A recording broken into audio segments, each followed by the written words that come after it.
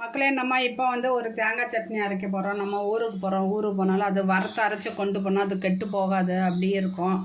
நம்ம வெளியூருக்கெல்லாம் நம்ம கிளம்புறோன்னா நம்ம அதே மாதிரி செஞ்சுக்கலாம். பாருங்கள் மக்களே, இந்த டப்பா ஒன்று வாங்கினேன். இந்த டப்பா எவ்வளோ சூப்பராக இருக்குது பாருங்கள். இது தோசை ஊற்றுறதுக்கெல்லாம் நல்லா எண்ணெய் இப்படி தொட்டுக்கிட்டு இப்படி தொளிச்சாலே போதும், ஈஸியாக இருக்குது. இப்போ நமக்கு கொஞ்சோண்டு எண்ணெய் வேணும். அதனால் இதை வச்சு இப்படி பாட்டில் இருந்து இப்படி எடுத்து இப்படி ஊற்றிக்கலாம். ஊற்றிட்டோம்.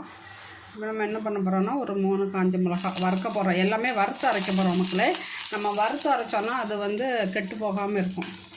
லைட்டாக மிளகா போட்டு எடுத்துடலாம். ரொம்ப வறுத்தா கலர் மங்கிரும்.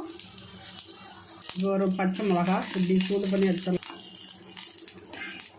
அடுத்தது தேங்காய், அது கூட கருவேப்பிலை, அது கூட கொஞ்சம் புளி, ஒரு ஸ்பூன் இஞ்சி பூண்டு, அப்புறம் தேவையான அளவு உப்பு. வறுத்து முடிச்சாச்சு. இப்போ நம்ம ஆற வச்சு துவையல் அரைக்கலாம். இப்போ எல்லாம் வறுத்துட்டோம். இது கூட இந்த மல்லி இலையும் வச்சு அரைக்கலாம்.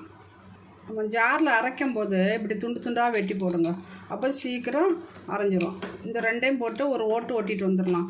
இது கூட இந்த புளியை போட்டுடலாம். இப்போ பாருங்க, ஓட்டிட்டோம், சரிதா? இது கூட தேங்காய் போட்டுடலாம்.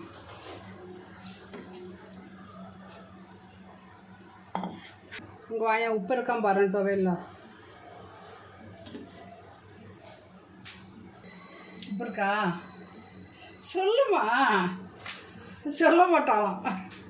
என் பொண்ணிட்ட காமிச்சேன், உப்பு இல்லைன்னா லைட்டாக போட சொன்னோம். போட்டுறேன் இந்து உப்பு. கடுகு போட்டுடலாம். நம்ம அதை தாளித்து எடுத்துடலாம். திருப்பி ஒரு எண்ணெயில் வறுத்துட்டோம்னா பயம் இல்லாமல் இருக்கலாம். அந்த வெயிலுக்கு ரொம்ப தேங்காய்லாம் கெட்டு போயிடும். அப்படி வதக்கணும். துவையல் அரைச்சிட்டாப்பா, நல்லா இருக்கும் இந்த துவையல். நீங்களே இதே மாதிரி செஞ்சு சாப்பிடலாம். தயிர் சாதத்துக்கு, லெமன் சாதத்துக்கு, புளி சாதத்துக்கு, இட்லி, தோசை, நம்ம ஊருக்கு போகிற சப்பாத்திக்கு எல்லாமே வச்சு சாப்பிட்லாம்ப்பா. நீங்களே இதே மாதிரி செஞ்சு சாப்பிட்டுட்டு எப்படி இருக்குன்னு சொல்லி கமெண்டில் சொல்லுங்கள்.